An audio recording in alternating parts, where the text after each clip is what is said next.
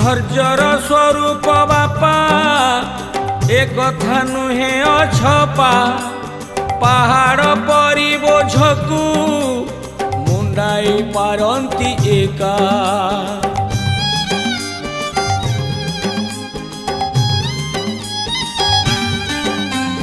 मुंड झाड़ तुंडे मारी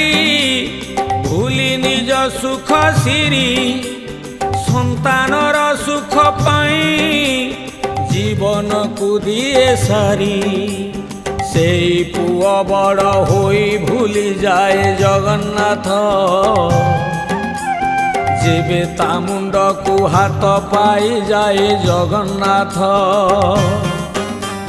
भारी जाबू धीरे बाट चालू थाए जगन्नाथ